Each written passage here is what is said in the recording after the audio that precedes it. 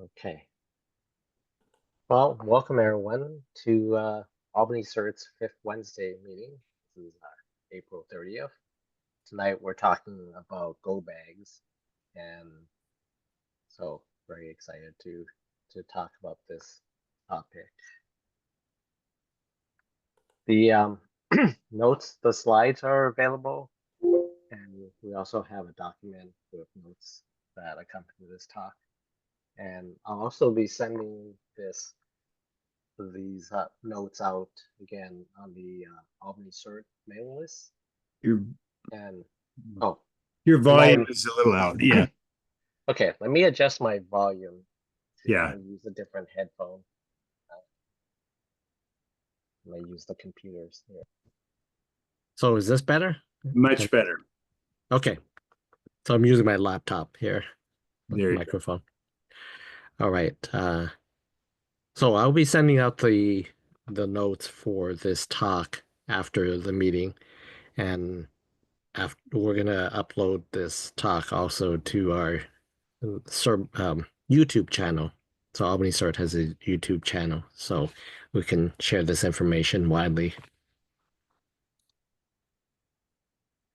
So the goals tonight is to talk about different types of go bags. Or specifically, we're going to focus on the problem of how do you package up the essential materials that you can take with you when you encounter an emergency.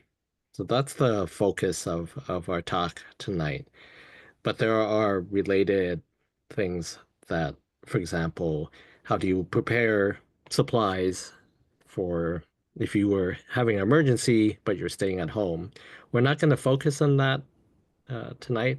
We're going to focus on go bags, but we'll talk about the relationship between the two.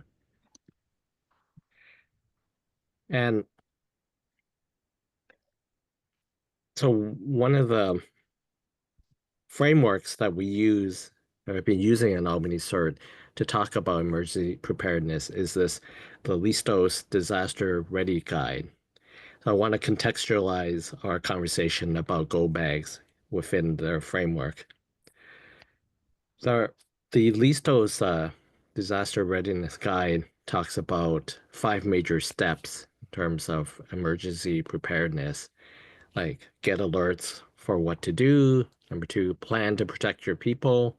Number 3, what we're focusing on tonight, pack a go bag with things you need. And then 4 is build a stay box for when you can't leave. And 5, help friends and neighbors get ready. So we're talking about packing a go bag tonight. And I'll show you the relevant page from the Disaster Readiness Guide, which I want to show you because I think it provides a nice, concise way to think about organizing a go bag. What we'll be talking about tonight is that there are many, many lists out there that are available that you can use to try to organize your thinking about go bags. But it's good to come back to some basics. And so on this page, you'll see in 3 broad categories what they're suggesting you pack now, and then there are things that you pack as you leave, and then grab if you happen to have. And we're going to go into greater details about these different pieces because, as it turns out, I want to use another framework to guide our thinking. But I also found it helpful in my thinking about go bags to use something more more concise. And the Disaster Readiness Guide, step 3, this page gives that type of framing. So I want to, I think we're gonna give this talk, and then Michael Gold and I, and then we'll take questions soon after that. But if there's any clarifying questions we can answer at any point, anything really confusing, then please jump in. Blake? Yeah, I just wanted a little point to this Listos Disaster Ready Guide that we're going to be looking at. we will be mailing out, Albany CERT will be mailing one to every household in Albany over the next, somewhere in the next month or so. So you will get this in hand, and this will be great introduction for what you should be doing. You'll see exactly why you'll want this. Okay.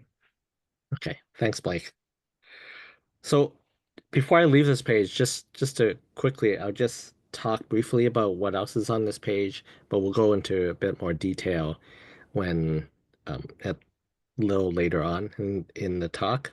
So to pack now, we talk about packing important documents like, for example, your passport or your ID or the lease to your house. Um, some cash on hand, maybe a paper map of the area, a list of medication that's important to you, and the Listo's guide itself. And then they suggest things that you pack as you leave, like, your wallet.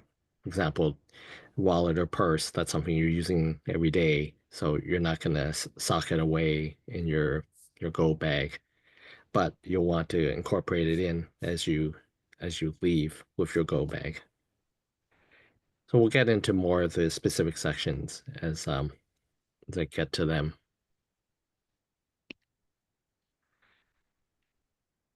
So I'm going to mention step number 4 in the disaster readiness guide because when I advertised this talk, I actually conflated like essentially steps 3 and 4, the topic of what you would pack in a go bag and then how you organize your stay-at-home supplies.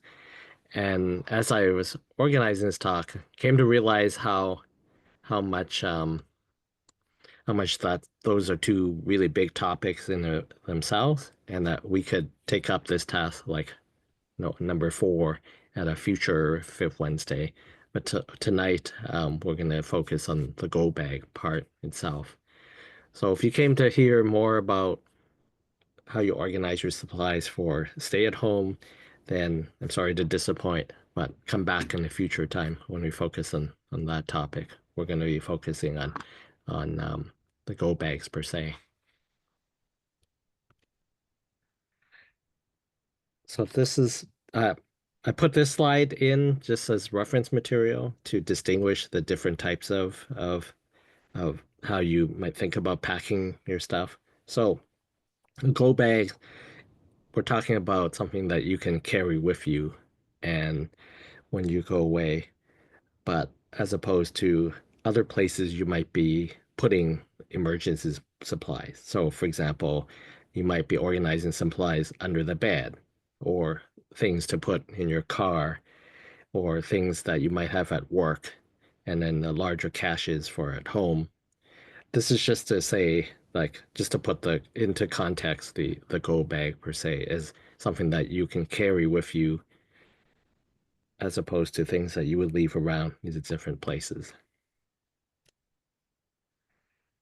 So as I mentioned earlier, there are different approaches to organizing go bags. And I just want to like try to make more specific the organize like the like you might say the design criteria for a go bag. What are we trying to accomplish with a go bag? And this is like a figure that's often used, like the idea that you want to have a go bag to help you survive, in this case, an urban environment for 3 days, 72 hours. And when I put that out, I think it's also helpful to think about different scenarios, like the scenario in which, okay, within 3 days you return home versus a scenario in which after 3 days you're still not coming home, and then or you might never be able to come home. So I think that may influence how you actually how you think about the go bag and what you would actually pack in the go bag. It's one of the ideas that came clear to me in preparing for this talk is to the degree to which you really do have to be thoughtful about these different scenarios and your particular needs, that there's no one size fits all in terms of organizing a go bag. And we'll be talking about that theme throughout this talk.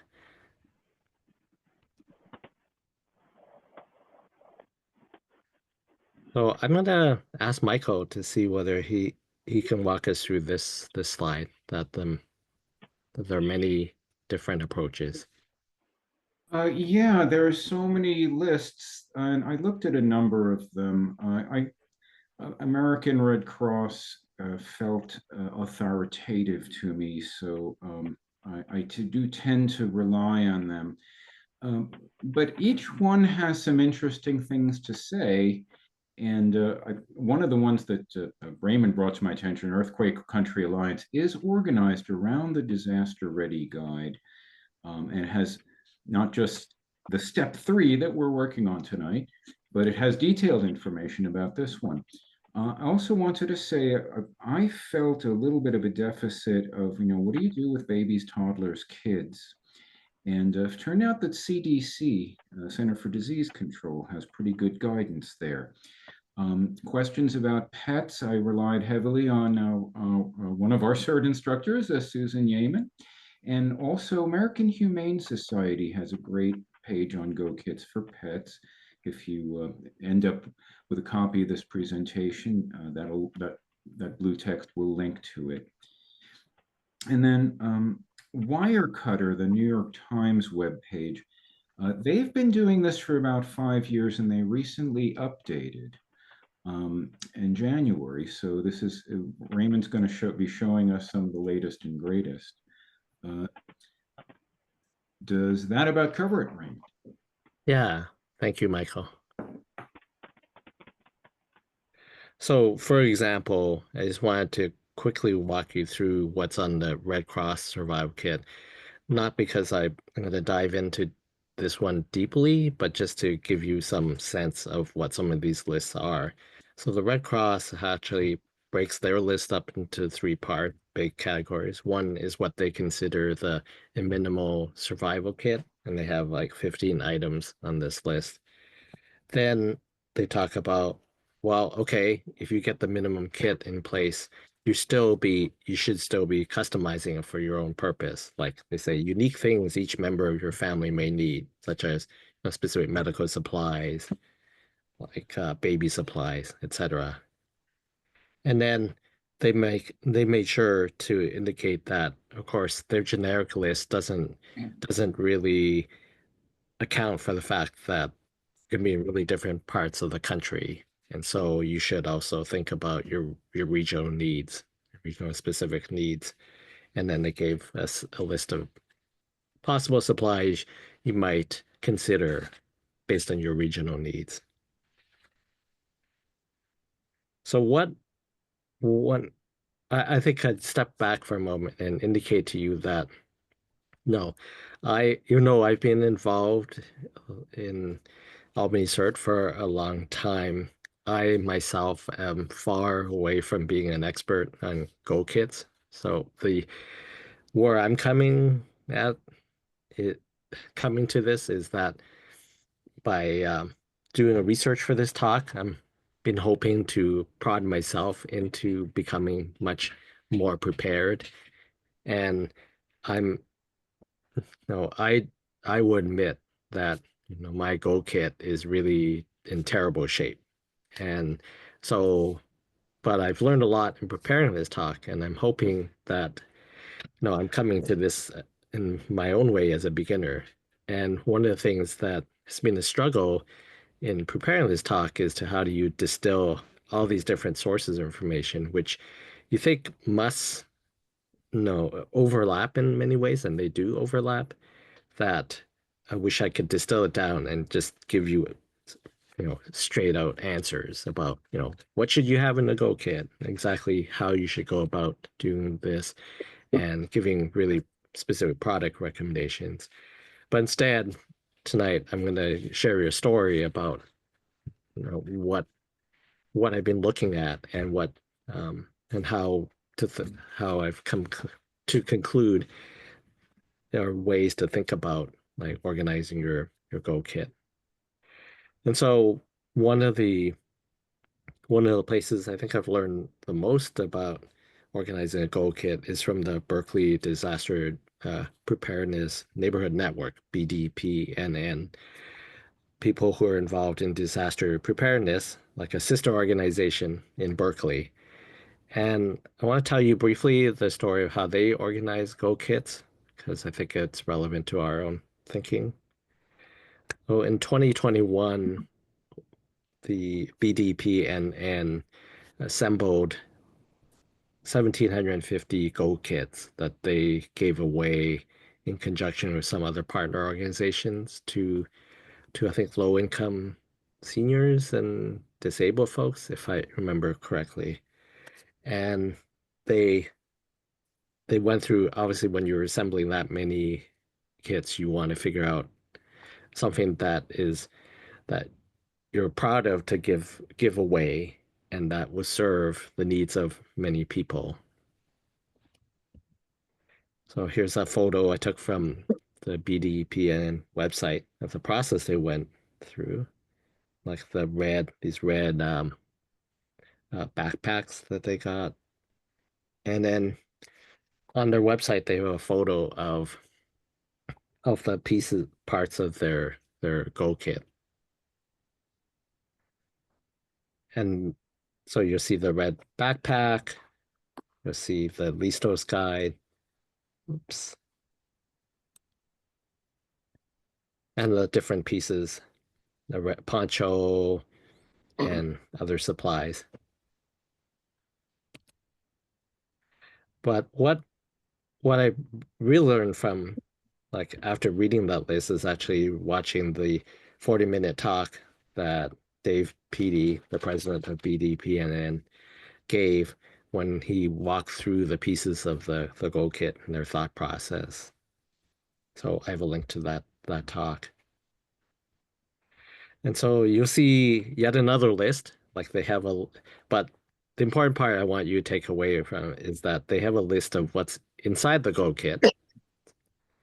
And then they also have a list of what you need to do to supplement the Go kit, because they make this point very clear that you get a backpack, you have the stuff that's on this list, but you really need to go and take action to possibly cover the things on this second list.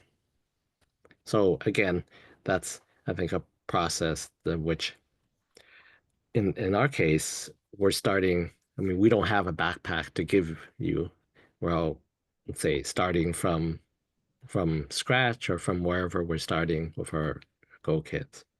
But you need to customize that to fit your own needs.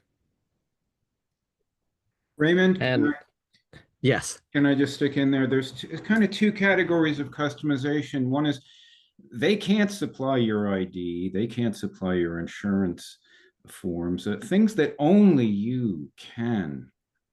And then another category is things that only you know that you really are going to need.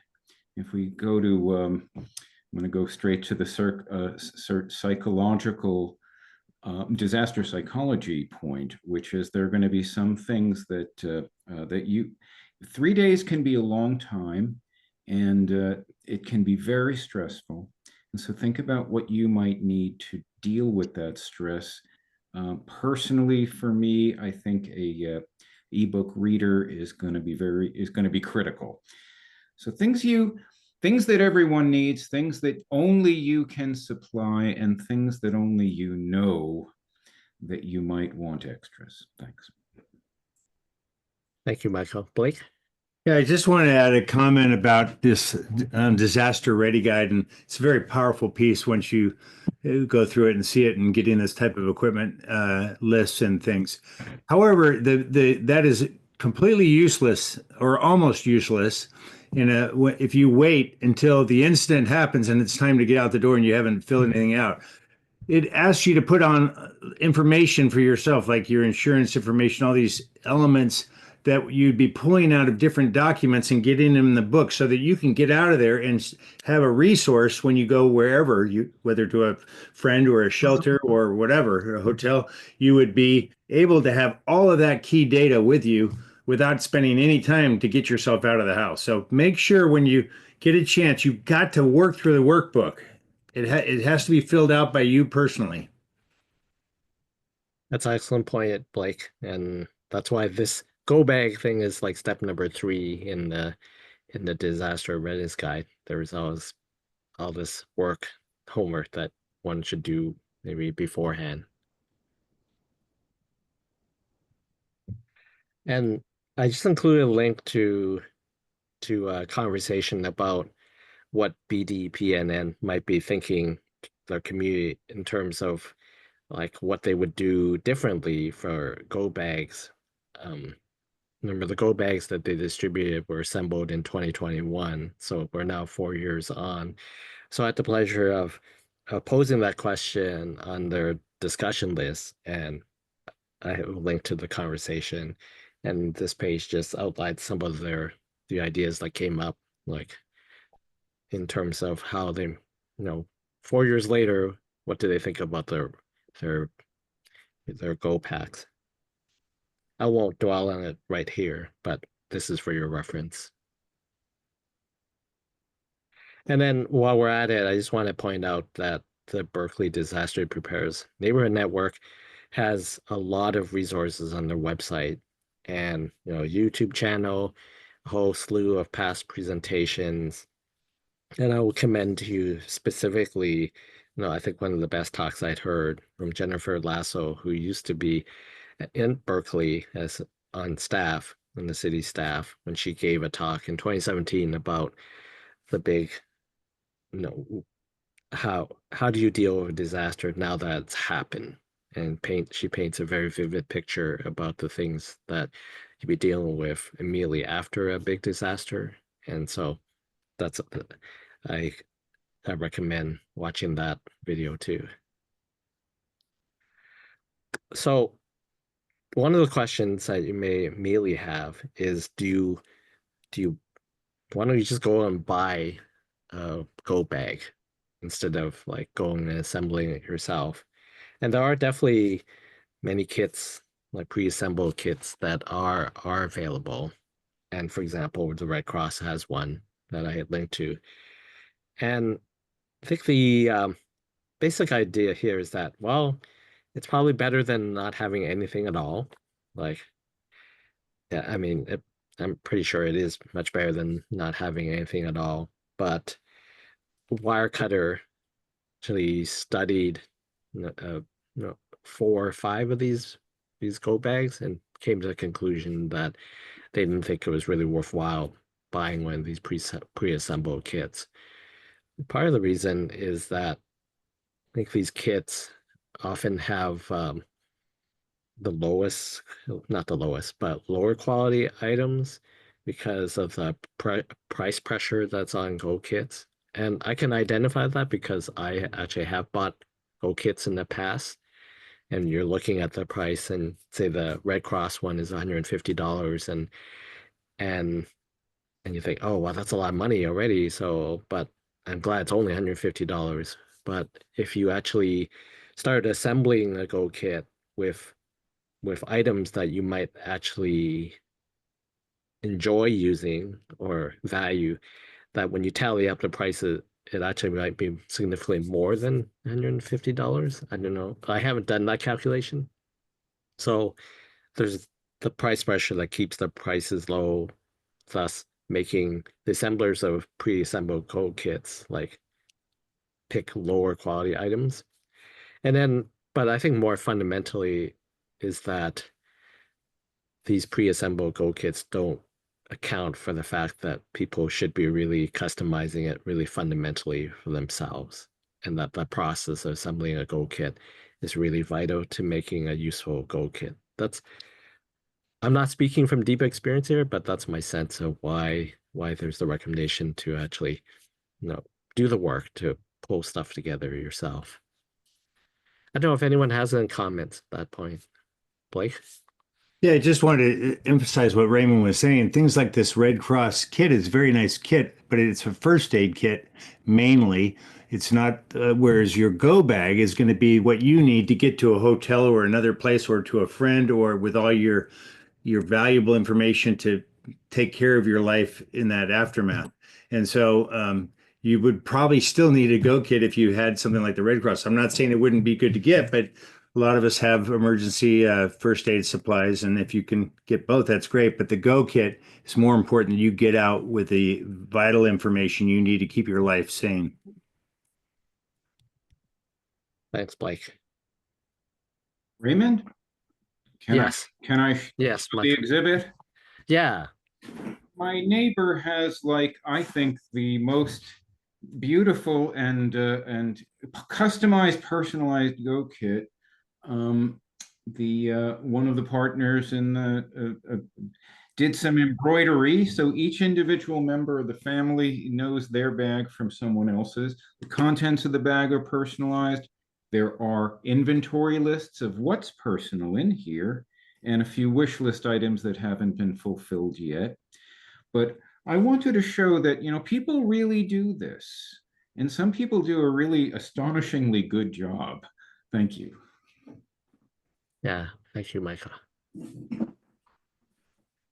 And So this is a quote from, I think more or less a quote from one of the talks from the Berkeley Disaster Preparedness Neighborhood Network, that a bag you understand you can carry is worth far more than a perfect list you never touched. Well, You know, just to see it. Bring them over and put them in the back. Okay, so what I'm going to use as a organizing framework for the rest of the talk is actually one of those lists, which I have found a good starting point again. And that is like the New York Times wire cutter, which I'm a big fan of. I use often in terms of helping me shop for things, like just looking at their recommendations. And the Wirecutter produced an article called "The Best Gear for Your Go Bag," and it was updated in January 2025, so a few months ago. And what I'm showing you here is the link to that review, but the table of contents for that review, because that's the large sections of it, how they organize the different products that they're recommending. And at this point, I'm not gonna try to like walk through all these sections very in great detail, because it's gonna be very tedious. But the point is that I'm gonna actually start with what in my own mind, like what are the the really essential essentials, and then the rest of them can be layered in. That we all might have different conception of what's that. So I kind of reorganize the sections according to how, at least the first part, in the way I think about, like, hey, if I had to run out of the house right now, what would I grab? Like, what are the essentials? And then you kind of lay out the rest. So what I think I'm follow the lead of Dave Peaty, where he says, okay, well, the first thing you might want to think about is, well, what's the backpack or bag you're going to use? And you may have backpacks lying around already, but if you don't, then one of the things that you may really consider is how heavy this backpack is, like when it's empty, but also once you start to fill it. And Dave actually showed in his video, he showed his own go bag, and he said, hey, well, actually it turns out this is probably heavier than I would like. So it's one of those constraints that it's helpful to keep in mind, that this is something that you may be lugging around for a while. So something that's way too heavy is going to be tough on you. But of course, you want to fill it up with a lot of good stuff. So there's going to be a tension as you construct your go bag. And then the type of backpack may matter. Like for some people, they may really like a big backpack. Other people may want to have ones with wheels. There's very specific things that you can consider for the container for your go bag. The wire cutter has some ideas of and how they chose the recommendation for their backpack. And I just last year to show you how the progress I have made in my go bag and the lack of progress at the same time.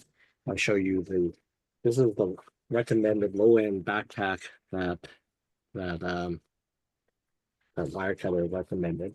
The big backpack, I think I'll be happy with the amount of storage, but on the other hand, it's a bit larger than I actually expected. So this is a cautionary tale for just like wanting just to solve the problem and going with recommendations. But if I were to do it again, I might want to actually go to a local store and be more selective in terms of how to pick a backpack. So in my own organizational thinking, I thought, hey, if I had to just rush out the door right now, what would be the things that would be most important to me? And I would worry a lot about my documents. I would want to grab my passport, for instance, and make sure that doesn't get lost. I would actually grab my computer because the computer represents a lot of what I really value, and that she contains a lot of things. There's a lot of things that I could replace, but I wouldn't want to lose my computer, for instance. And I just highlight that because that's not what a lot of lists prioritize, but it's something I prioritize in my own thinking. And I, I'm bringing this up just to indicate that you should think for yourself, well, what is the most important thing for you? Because if you can be clear on that, what's really important and what to prioritize, that will help your thinking in terms of organizing everything else. Because I find the many lists that we've shown you, like kind of mind numbing, and unless you have some type of way of thinking about it.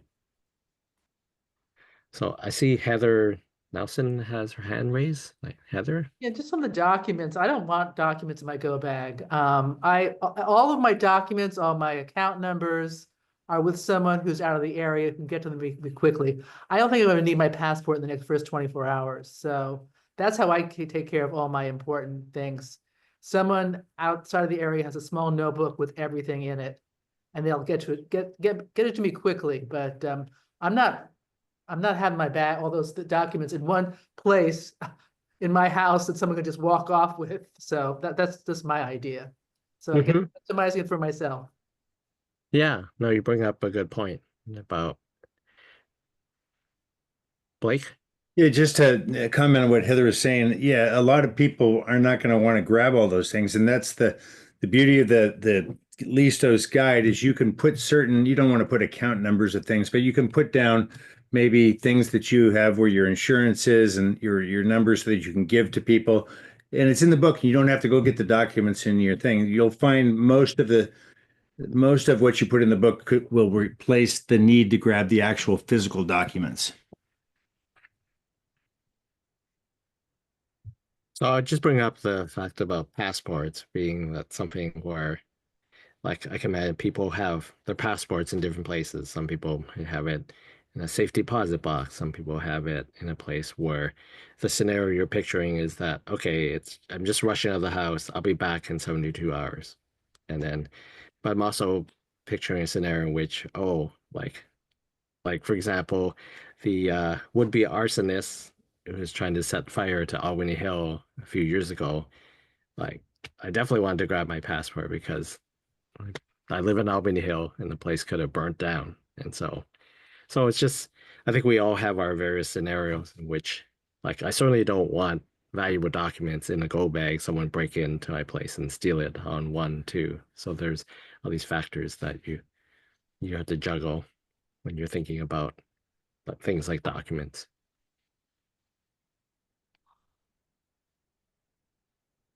So, but this document section, and I mean, you'll see this type of, many people will talk about having copies of personal documents, maybe not the most important, like not the documents themselves, but information you'll need in case something happens. Like it could be, we've talked previously about inventorying your house for insurance purposes, and where you park that information, it could be in the go bag, might not be in the go bag, could be in the cloud storage, could be in the computer somewhere.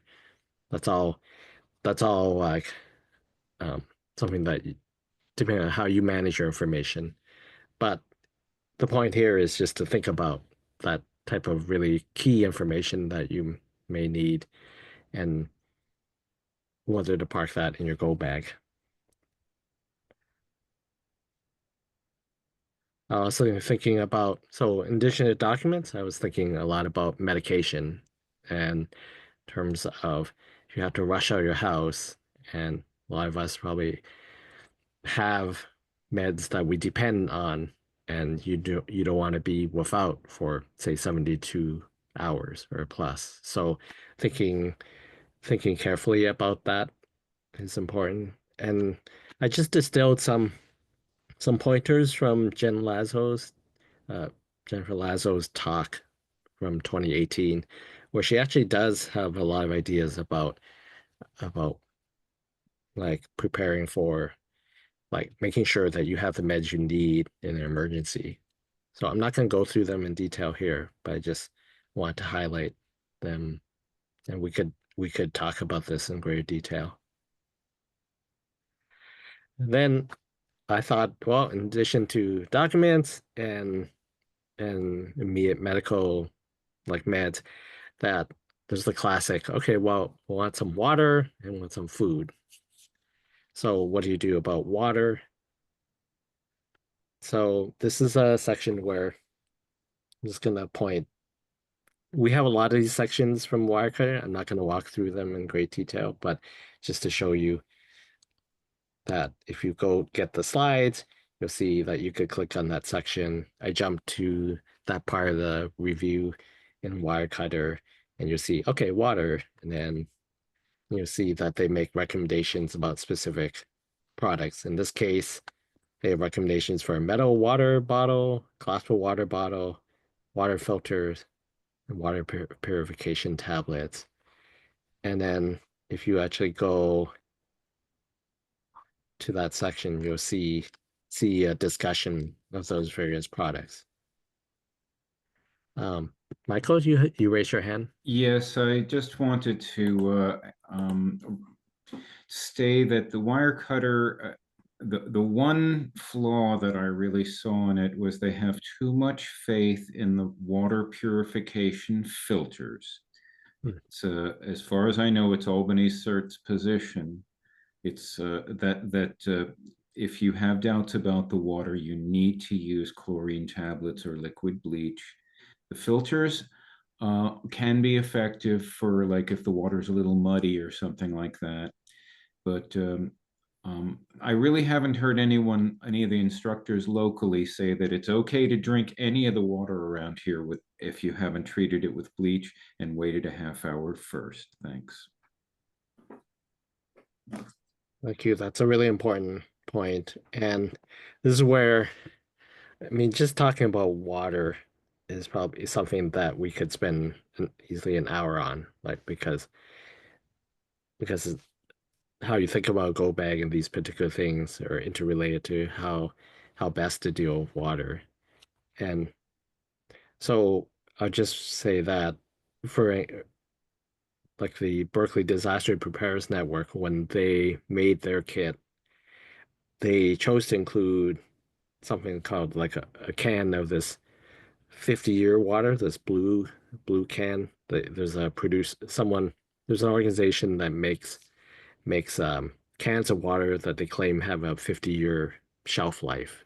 And the reasoning for including a kit was that, okay, well, it'd be hard for people to carry the full recommended amount of water, like let's say 1 gallon per person per day. That's a lot of water. Like that's like 25 pounds if you for 3 days. And so, but you give someone a starter, and if you can give someone a starter, like 1 can of this water lasts essentially forever, then that gives someone a starting point. But then what do you do with the rest of the water? like needs, and then do you purify, how do you purify, etc.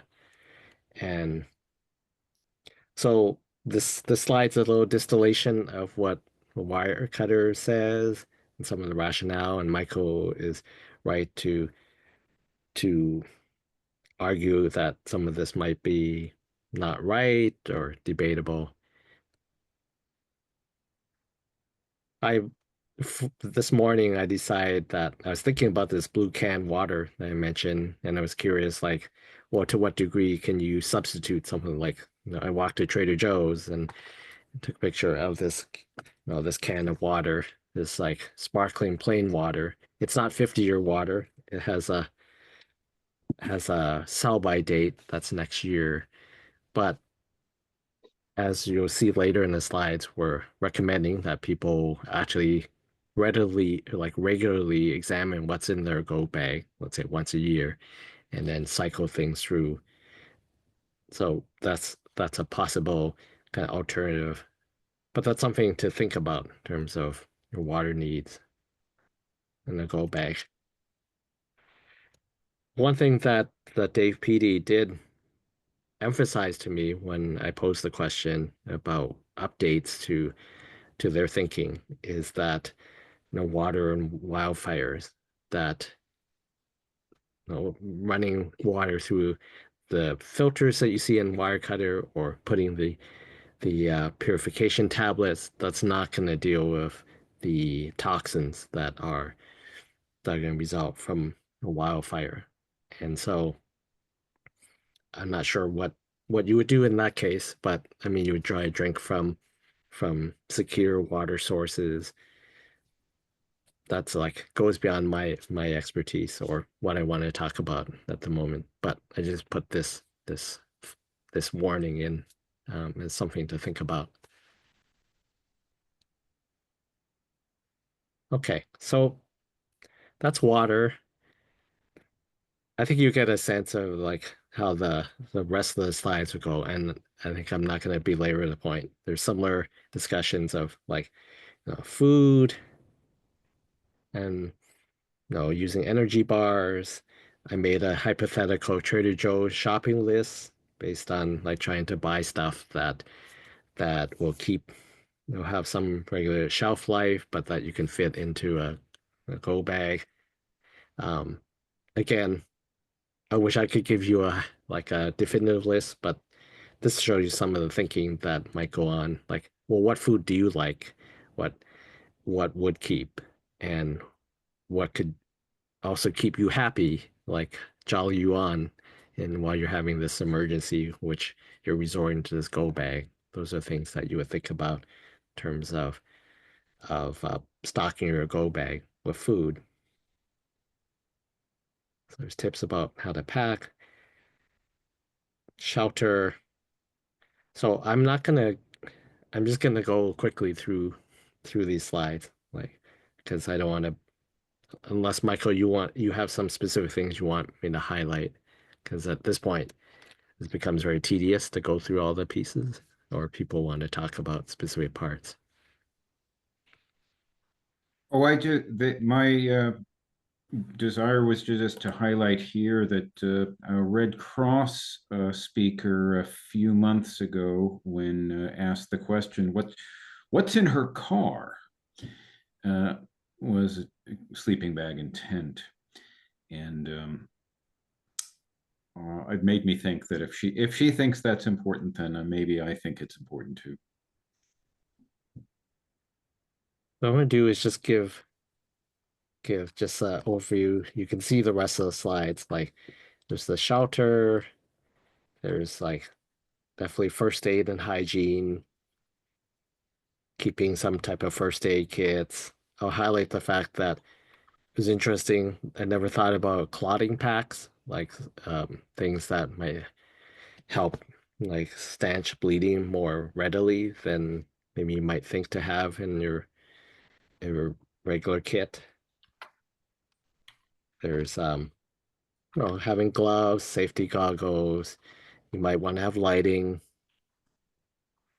In terms of communication, there's recommendation about a weather radio to keep in touch like with emergency alerts, types of tools you might want to have. Like I think one thing that Dave PD mentioned that would have been useful to keep include in the kit was cord, like little bit of rope. That would have been helpful. Kind of clothing, and of course, there's a whole grab bag of other stuff because no matter what kind of classification system you have, there's always going to be other things that could be useful to include in a Go kit. And I think lists like this just serve to prompt you to think, hey, would that be useful or not in your case? Including like in the BDPNN Go kit, there's a map of Berkeley.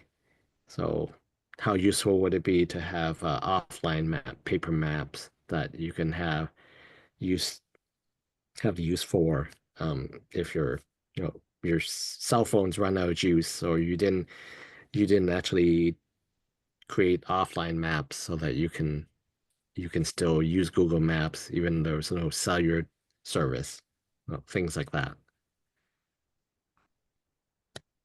So I'm gonna just jump to, I don't know if you have any questions, just wanted to give you the sense of what else is in other slides and see whether people have any specific things they want to talk about. Blake? Yeah, I just wanted to share. We have like 22 people on this call, and we have a CERT community of 300 to 400 people, maybe even up to 500. And so there's a lot of people not getting this. When they get the disaster ready guides and stuff, they're going to be looking at those. But just give an idea that we have over 9,000 people here in the city of Albany, and it's just important that we, as people who have been CERT trained, to talk to our neighbors about what we're learning here and pass this information along, even if they don't want to be a CERT person or whatever. Just make sure that you could walk them through the Lisa's guide when they get it in the mail. A lot of people will get it and will ignore it. And so if we could, as a community, go out and talk to our neighbors when those come out and have a conversation with them about completing the book and let them figure it out from there. Or if they have questions, you can help them. Thanks. Thanks, Blake. So I'll just say one more thing, which is,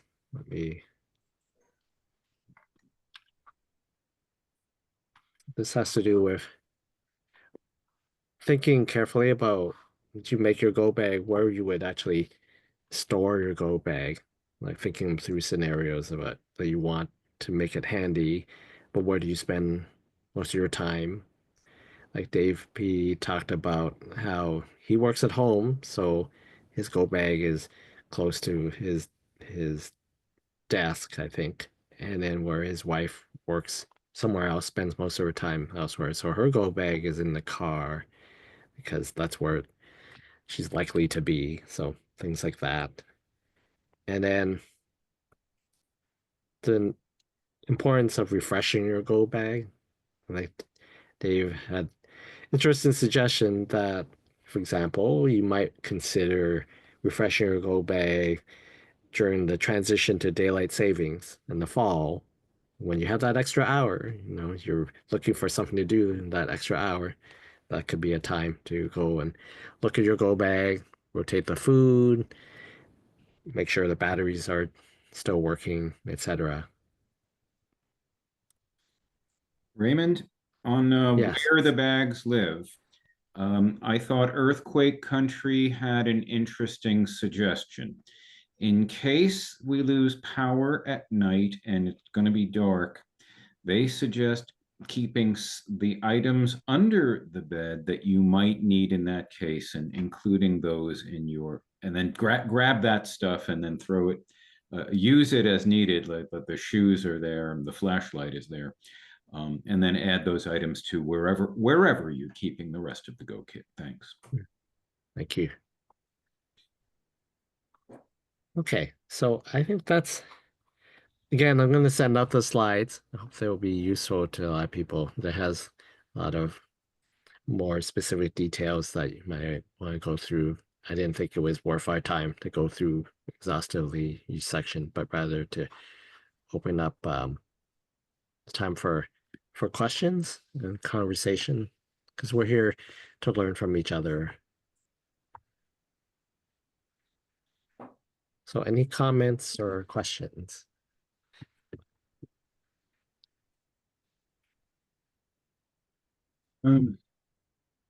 Yes. Yeah, Blake. this is Blake Heeman again. One thing also to think about is we as CERT people, we have our CERT bags, and it's probably been a long time since some of you looked inside your CERT bags to see what's there. But you might want to refresh it.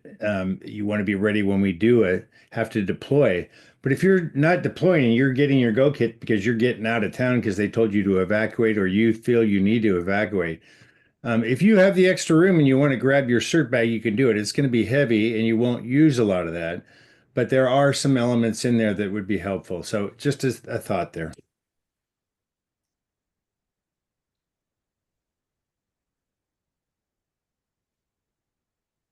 How are people doing with their go bags?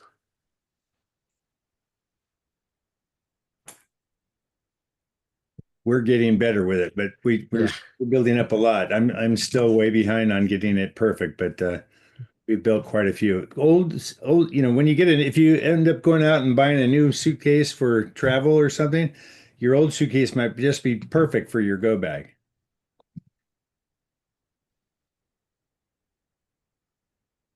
Finding that mine is far too large. I really have to pare this guy down. And so some of this might move into my CERT backpack because I think a little bit of this is a little bit more community oriented with lots of medical equipment versus just my own personal medical equipment that might be a little bit more go bag like. That's right. Yep. Yeah, Susan has been working and I've been working. We have a lot of medical bags we're building for ourselves. It could be for CERT deployment, but if it's not a CERT deployment, we're certainly going to grab those medical kits with all the pretty sophisticated equipment in there with us to go. So.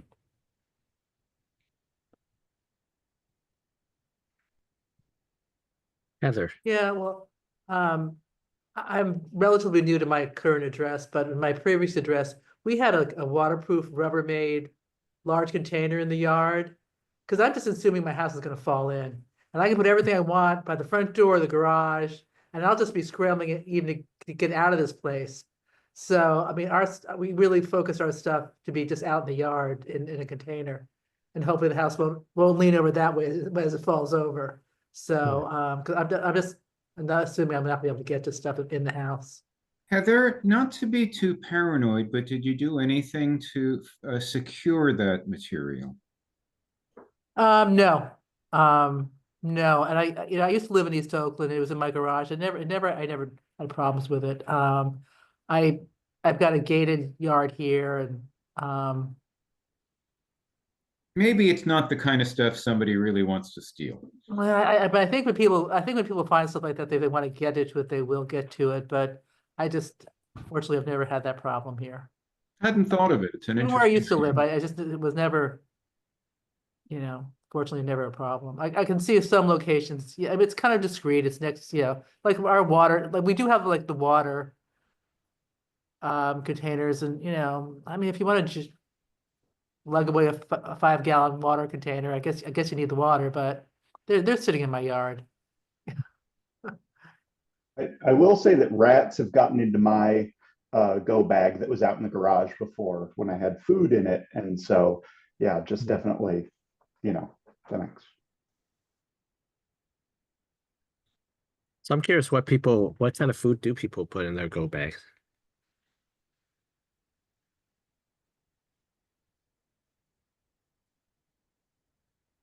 Power bars. Uh-huh. Yeah, nuts, cookies.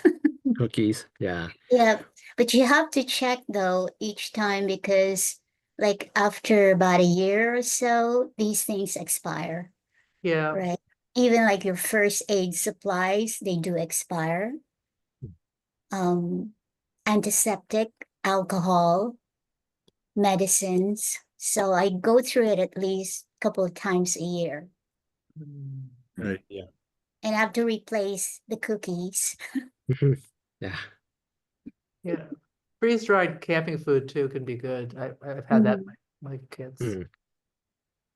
Yeah, that's what I've got too, is just little backpacking things, but that Yeah. don't necessarily need boiling water to heat up. They're less fun to eat without boiling water, but you know, in a pinch. Right. Mhm. Would you put a bottle of peanut butter? Is that good or bad idea? I think it's a great idea. But since Evan brought up the question of heating food, I've been struggling with the question of camp stove or maybe sterno or I forget the other stuff. It's named in the Terra Heat or whatever. I wondered if it would be safe to store these things because they're fuel and they're flammable. So I have no conclusion about this. Does anybody have any thoughts about camp stoves or sterno or other ways of heating things? I'm puzzling about it right now. Well, I've got a thought is that generally a go bag might be, I think the guideline was 3 days of going. If you don't have shelter, but you've got a vehicle, that's great. If you don't have either, you've got different situation, you can't move as much stuff. But assuming you can get in a vehicle and there might be a jam of cars trying to get out, but if you could get out, eventually you should get out of the disaster area unless it's just the whole state or something. I don't know. But I don't know if some people do backpack with camp stoves. I don't know if I have the physical stamina to do that anymore. But I did wonder about a few cans of sterno because there are some things I'm going to miss, like coffee, that just have to be hot. good question. I mean, remember, there's going to be some shelters in some places that are open, Red Crosses in different places. If you get out of a place that's okay and they have restaurants, that you'll have other needs. But you want to assume you want more buffers so that you can last, because you don't know. I mean, you got to plan for the worst and hope for the best. But that's kind of what you Well, do. that's what you say is true, but when Red Cross recommends 3 days, I think that they're trying to tell me that I can't rely on them to show up for 3 days. Exactly. Yeah, that's correct. Yeah, you have to be self-sufficient for a period of time. Rosie, go ahead. I can get this to you, Michael, and because would have to go in my go bag, but I do have there's a small portable camp stove that uses little wooden pellets. Uh-huh. And that's what I have in mind. So you don't have to have any fuel. Never heard of it. I'll get you the name. I'll email you. Thanks.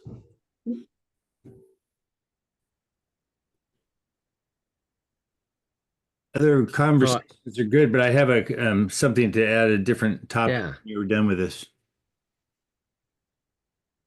Go for it. Yeah, Blake, why don't you go for it? Sure. I just wanted to give the CERT people here, we're all CERT folks, and just to let you know, May 13th is our CERT final. We have a great graduating class.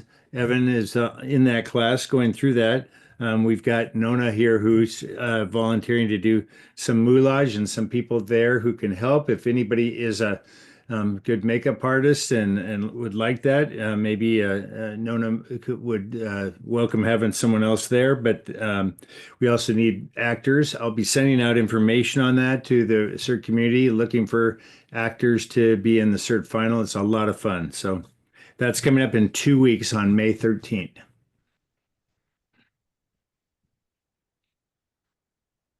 Yay, we have new graduates. That's really exciting. So I'm curious, like, if we come back to the Go Kit, because I, of course, gave this talk based on a lot of this type of, not my own expertise or that much experience, but just drawing from these different sources. So I sense that a lot of you have had functioning Go Kit, Go bags for a while. What do you think is really missing from what we talked about so far? Does it accord with what you're experiencing, or am I really missing the boat here? I'd love to hear. Well, I have a small item in terms of dealing with the board and tedium. It's a deck of cards. I can either play with myself or get a group involved with something like that. So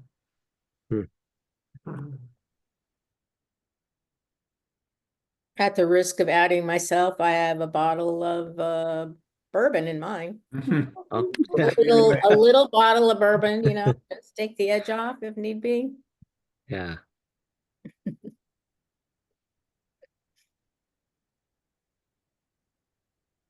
See, this is real life experience.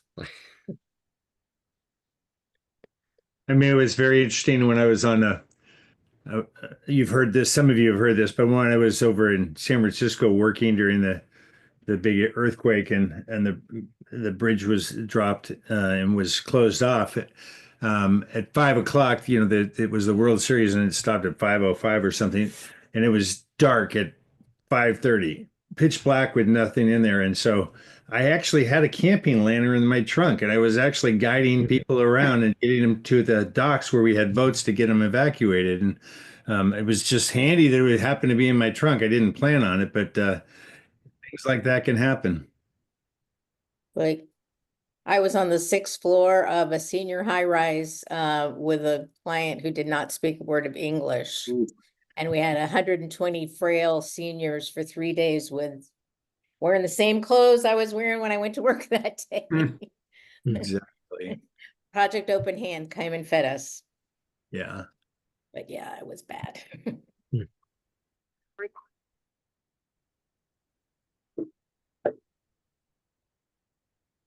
Hello there, Linda. Yeah. Well, I'm Um, also curious about what other topics that people would like to hear about, because we've been doing these Fifth Wednesdays for a little while, and we're always trying to come up with new topics. I mean, as indicated, we can talk about step number 4, which is the stay-at-home, provisioning supplies, and it would actually be really helpful to have to draw from the experiences of people in the community rather than, I can do a book learning type presentation again, but I'd rather not do that if we can draw from the knowledge and wisdom that we have here. At that time. Aha. Maybe that would be. And I mute Linda here. go ahead, Rose. Let's I'll let mute. Here we go. Rosie, did you want to talk?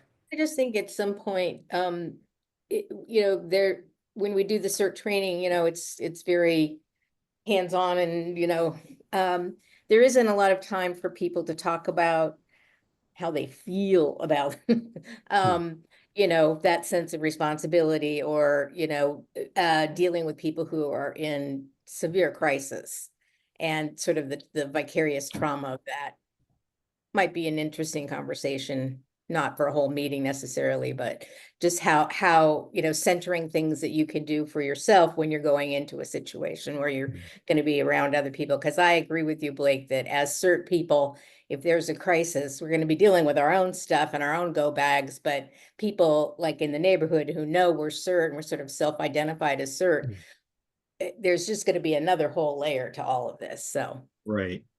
We have a unit on disaster psychology, and I think that it might actually be worth spending an hour on because it hasn't. The material there, I think, is probably about 10 years old. And I think in that time, there's probably been some new learning based on disasters that have occurred in the last 10 years. It's an interesting idea you have, Rosie. I'm sort of seconding it, Raymond. Nona, go ahead. Yeah, I've talked a lot about this. So that was it Unit 8, Disaster Psychology? Something like that. It's ideally should be talked about before the disaster simulation. And we have these professional responders who experience this every day, or, they're out there actually performing these tasks. And I'm sure they kind of question themselves, like, how do I feel about this? Let's say, for example, there is active shooter, and how do you prepare yourself? You're going to see people dead or injured. And especially for people like us, we're not professional responders. How do we prepare ourselves? I know in disaster psychology we talk about how do we provide comfort to a victim, but what about us? What's the first thing? How do we prepare ourselves? And I think that unit needs to be expanded more. Yeah. Yeah, I think having a topic on here for Fifth Wednesday would be very good, just to refresh for the people here. Yeah. It's a really important thing that's easily thought like, okay, I get that, but it's very serious. Yeah, Mhm.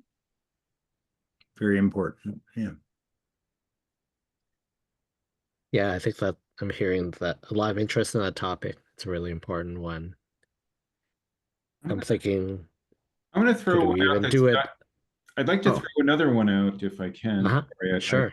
didn't, sometimes there's a delay and I didn't know you were still talking. You want to wrap up? You want to finish it?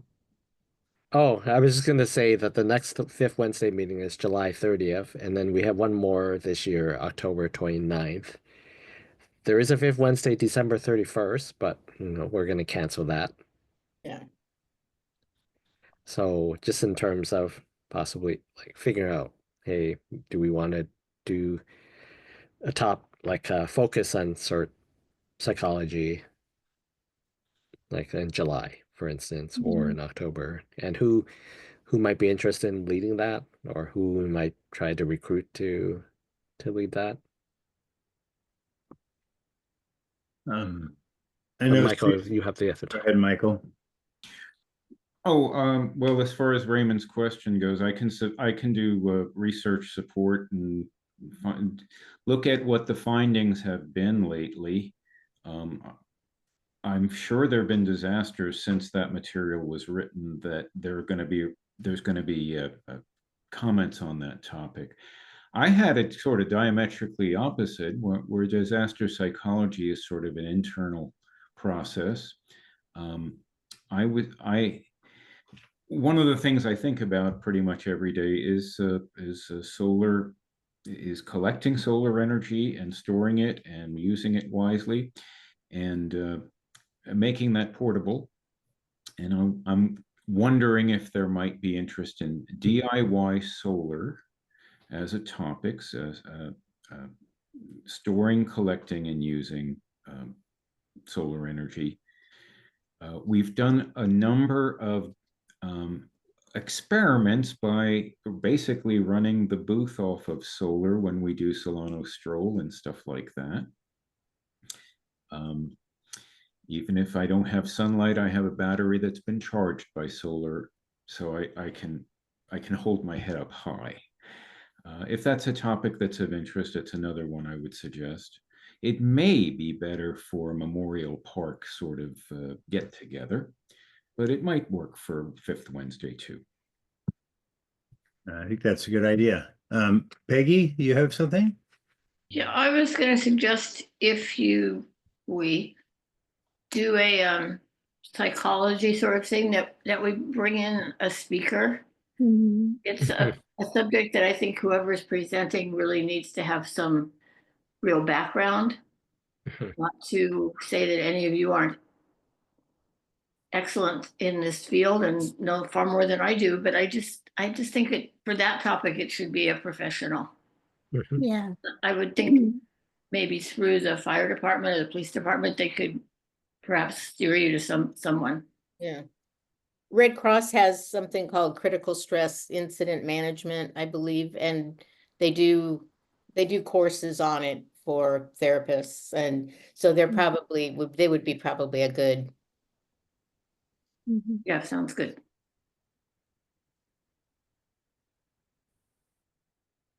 What was the word? Critical Red Cross critical what? Critical incident management, maybe critical incident. Good. Yeah. That's close enough to find it. Yeah. All right. Thanks. So these are folks that can address what responders experience. Mhm. Yeah, like sort of like taking on the responsibility of taking care of someone else. You know, that's a huge job. I mean, yeah, It is. kind Yeah. of hard Regular- enough.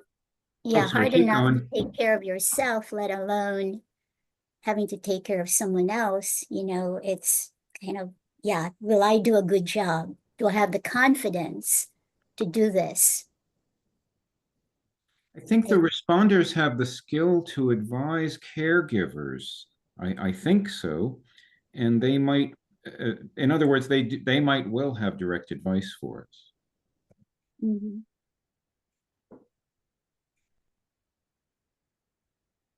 It would ideally we would get someone who was in fact a psychologist, but a responder who faces these issues might well have an hour's worth of interesting stuff to say.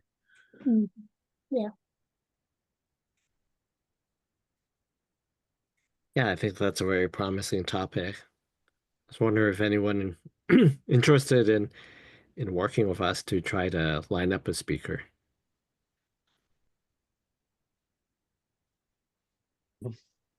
I've been frustrated with my efforts to try to make connections with Red Cross.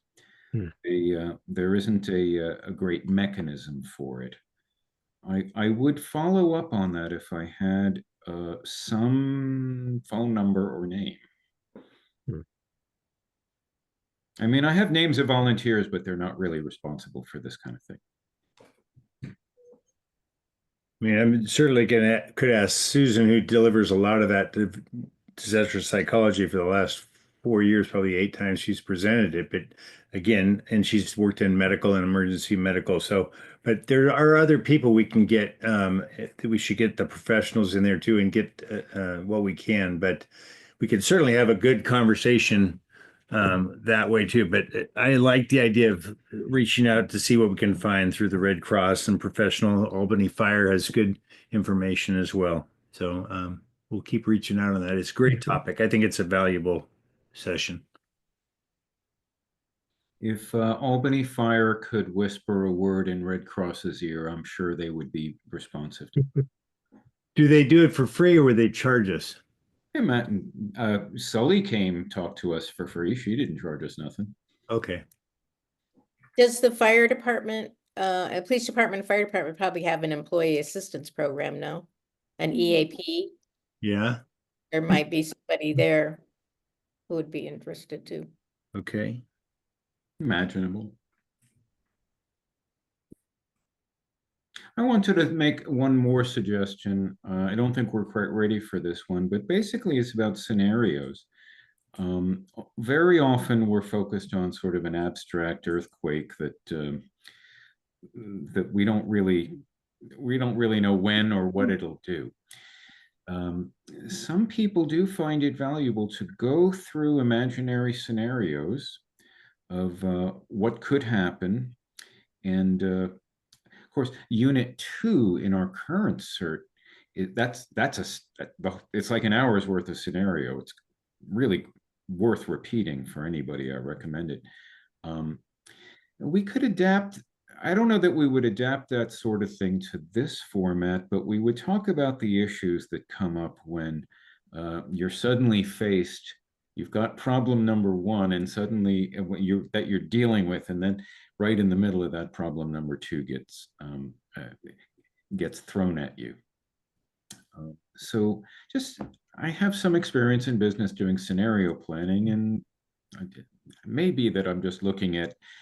I have a hammer, so everything looks like a nail. But scenarios are certainly used in disaster planning.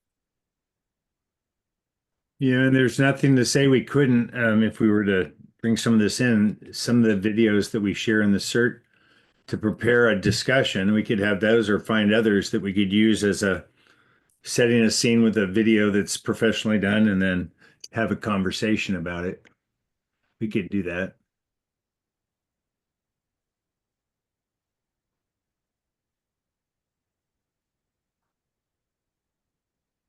it's a different topic. I'll just throw this out. Susan and we've got quite a few. She's really into the medical side, so she's got a lot of bags designed for heavy first aid deployment, either if it's a CERT issue or some local thing where you throw it in the go bag, get in the car and you're out of there, you'd have some of it. So we're working on getting quite a bit of interesting medical supplies. I'm looking at having a second one myself that's very well equipped with lots of important things of bleed stops and tourniquets, so the Israeli bandages and things like that. So I'm going to try to put that together as an available kit myself, but I'm sure other people may want to over time. It's for a lot of people that would be out of their price range to do, but it's good for when we have a CERT deployment or even in a go situation where you say, hey, I'm going to grab that first aid bag too. So Blake, are you saying you would teach us how to make such a kit, or yeah, and you could purchase something, or some of the options we did and put in our kits to show you what there is. And for some things are less expensive to get, some things are more expensive, and it's partly can be used for a CERT deployment. It could be used for evacuation ourselves or getting out if we go. And I'd probably throw my CERT bag in the back of the car, but it's different than the go bag is more important than the CERT bag. But the CERT bag has many tools in it too. But a really structured first aid kit, I could use it in a CERT deployment. I could use it if it's time to get out of Dodge, and I'll throw that in the car and have that prepared to go with. Blake, at a recent Jacob Fujikawa, one of our firefighters and EMTs, came and sort of initiated the 1000 Evelyn block captain stuff recently. And he talked about a Stop the Bleed kit. I need to get the part numbers. As you say, it might be costly. I don't know if I can buy it, but I think it might be important to know how to use it.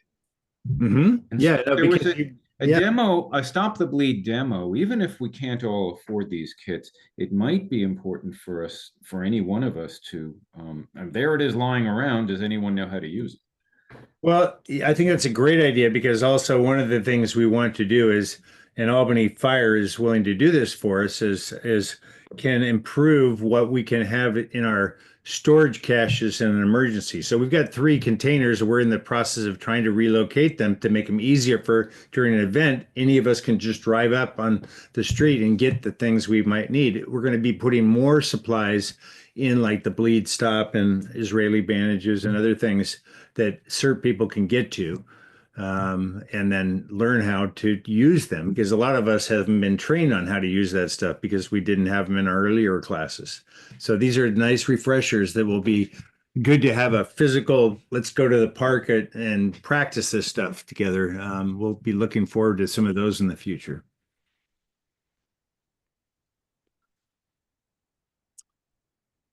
We also do it at the community center too. Okay. Well, thank you for all these ideas. Any other comments or questions or ideas that people want to bring up? Yes, Jack. Yes, I sort of walked myself into trying to be like the quartermaster here for the CERT program for the new people coming in. And we're at a point now where they're, getting a lot of new stuff that we're able to acquire, and like the tourniquets that the fire department says it's okay for us to do that once we get trained. But we have a lot of people that still want to be active. We're looking at 22 people right here on this list right here. And we need to get your gear up to date, give you things that we've had. And we have one in particular that started right after the class that I went through. Everybody was talking about how difficult it was to go through the scenario at the end when you're walking around with a flashlight in your hand and trying to deal with a patient. You needed both hands free. So we've gone to the headlight on the helmet. And Blake came along and played with it a little bit and found out that if you push the button the right way, you get a blue light instead of the strong white light.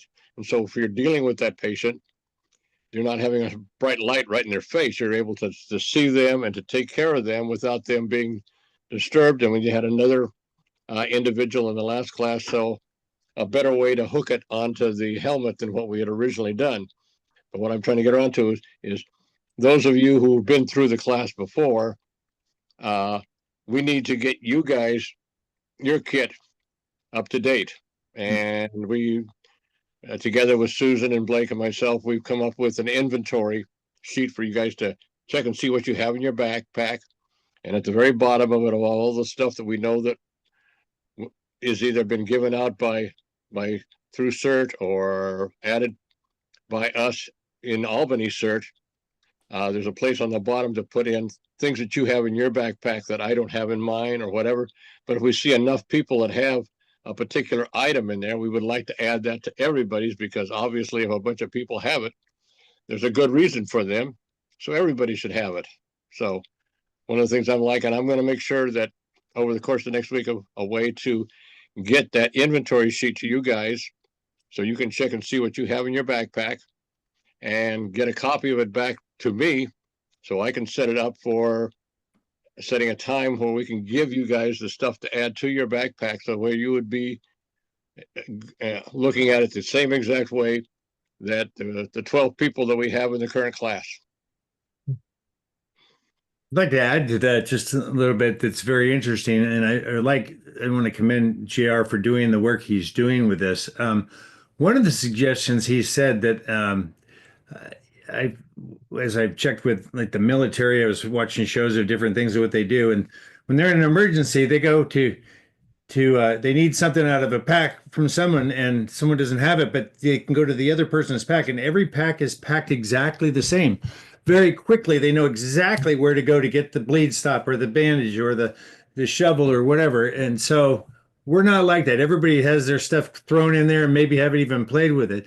I could see a session where we either in an in-person or on here on one of our sessions is everybody grab their packs and we go through a demonstration of what you have, and you'll see all of a sudden you go like, oh, that doesn't work anymore. Those batteries are dead, or I never got that thing that you were talking about. And we might say, hey, we can give that to you if you want to come get it. So maybe we have a, check your pack. Let's go through and inventory all of our packs together. I don't know. Does that interest people? Yeah. It's the thought there. Rosie, you're muted. I heard Yeah. you're trying to say something. Oh, thumbs up. Okay. Yeah, I'd be definitely in. That would be a good idea to go through our packs. Just today, I ran into an individual that went through the CERT program in 2012, and she brought me her backpack, and it's one that just says alert on it, so it's a certain labels, and yet her certificate is that she is a certified member of the Albany CERT program. But she showed me her backpack, and there's hardly anything in it that we are currently giving out to people. And so that is really, I mean, she had no non-magnetic, Spark. tool. Yeah. The anti-spark tool. No chin strap for the helmet. No multi-tool, and none of this stuff. I mean, it was just like 5 things that they had. And so we're going to take a look at that, ladies, and anybody else. And I'm working with the senior center for sure. One of the director there, Keenan, is a member of the Albany CERT program. And so he's there. And if you need to get one of those forms, and once I set it up, I'm going to try and create a special online way for you guys to get that form and then get it to me so that I can get it together there, and also at the community center, so where they, you can just stop by and pick up the form if you can't get it, when we put it online. So we could even set up a refresher day sometime where we get the permission from the city center, for the community center, where we just have a day where we're doing pack checks and updating at the, where they can come down and whoever has time and bring their pack down, type of thing. Most happy to be involved with that. I had the opportunity to, knowing what you really need for some of the things that I did in the past. And so That's what I want to be able to do, is to be able to add this to you guys, because you've been around here a lot longer than I am and know what's going on. But yet my background is different than anybody on this board, and everybody else has got a different background. So we need to pull all those things together to make us that much better. Very good. So Thank you. we're at 8:30. I do want to ask one more question before we sign off, which is, we've been organizing these Fifth Wednesday meetings on Zoom for a while because of because of the pandemic. But in the before times, we used to actually get together in person.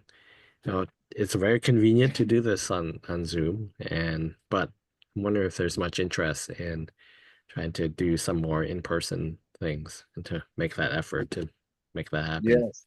Yeah.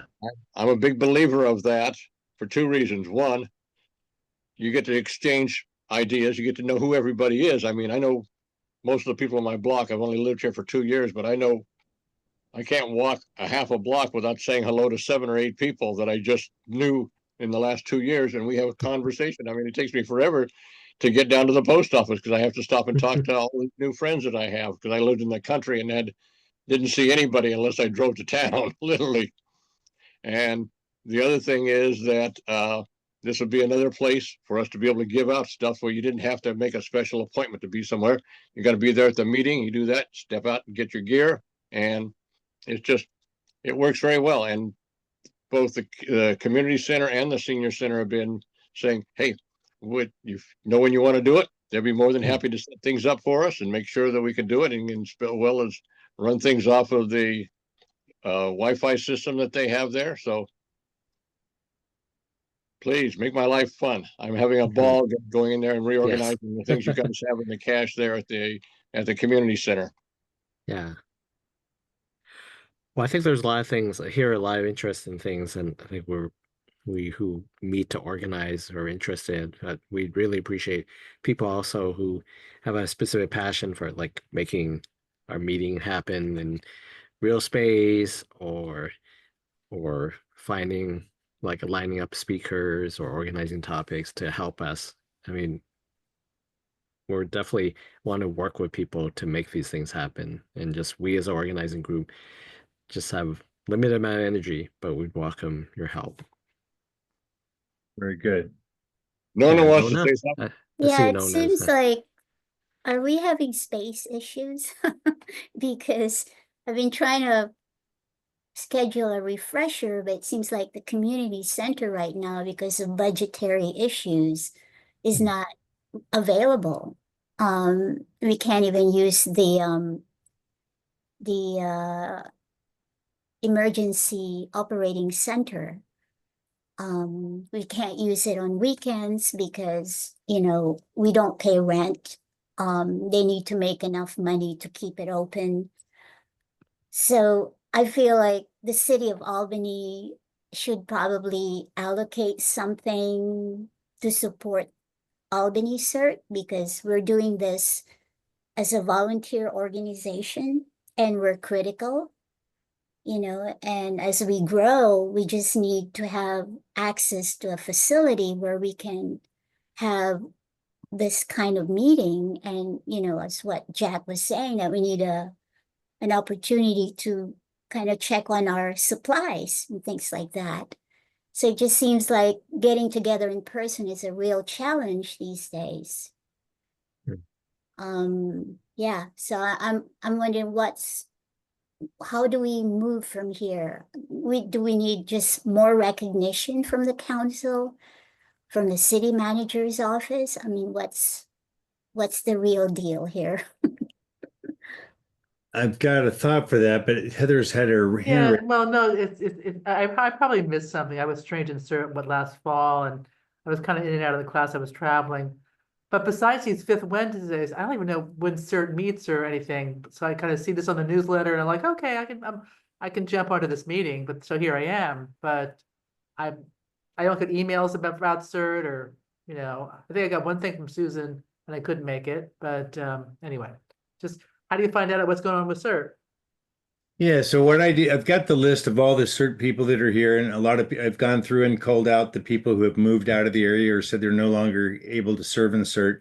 And so I use that list when I send out things about, most people will get something about the final here. Everyone on the list should get one about the final coming up, but we could use it for other events that we want to do to let it go there. I do want to say to what Nona was saying, the reason why Albany is has had there's been budget cuts and there's only so much money that goes around to make things happen. And so when at the community center, if there's no paid events there, they can't afford for the volunteer usage to be able to do paying their staff and cleanup to do all that. However, they're happy to give us a free room anytime they do have events. So all we'd have to do is, if we be flexible, to ask what the schedules are, and we could pre-schedule and do these type of events in the EOC. If it's and find out the available time, as long as they have another paid event going on in the building, we have a good chance of getting the space for free. Mhm. And if we can't do that, we could always do it at the park or someone's house that wants to do it. And, it depends how many people. If it's only 10 people coming over to get their packs checked, we can do that. But if it's 50 people and we want to do, it would be fun to do a little practice drill and have some fun too. And what Nona was doing with the refreshers was fantastic, and she still does it. But, there's different ways in which we can each learn from different types of activities. And we've come up with really good ideas tonight. Mhm. Yeah, I think we're gonna take these ideas that we heard tonight and really work with them to see what we can do. There is a group of us who are organizers, do meet roughly twice a month on Zoom on Tuesday at like 1 to 2. And so maybe we should send that information out and then invite other people to join us, because there's like a core group of us who've been meeting for a long time, and I think we can definitely we would value new input, new energy to join us. Yeah, I can add that. And when I send out the feeds on the final, I could add that as people are invited if they want to spend the time and just listen in and hear what's going on. And it may be very task focused for us on certain things we're doing, but there's a lot of interesting elements, and you may have an interest in volunteering to do some little bit. Yeah, so if anyone has some artistic background, we need artists to help us with a moulage on the 13th at the fire department. How So much we have to is be that? there at 5:30. And how So, long would they be there for that commitment? The people, um, I don't know. I still have to talk an to hour, them. generally an hour or two. Yeah, an hour or two, yeah. There's food. They bring pizza and other things in for the people who are helping. So And once they're done, they can go home. They don't have that's to right. stick around Yes. for the Yeah. test. That's right. It's a Yeah. short period. So if you're good with makeup, we could use some makeup artists. Mhm. And Nona could lead the pack. She's done some really good stuff there, and that we've got some other people who are talented too. So even if you're, just want to volunteer, you're not sure what to do, we could use help. But if you have skills, we really would like people who would have fun with that. Mhm. Yeah, thank you. Can't do Nona. I'm sorry, go ahead. I was just going to say, if you can't do the makeup, we could use actors, and that'll be the email, is to get more actors in. And so, but we feel like we're going to do pretty well with it, and we're excited here. So, all right, go ahead, Raymond. Okay, so thank you for coming to the meeting. Next fifth Wednesday, July 30th. Excellent. you. All right. Thank Okay, you. good night, everyone. Good night. Good night. Thanks, Thank Raymond. you. Thank Yeah, you. good night. Good night. Thank you. Thanks. Thanks for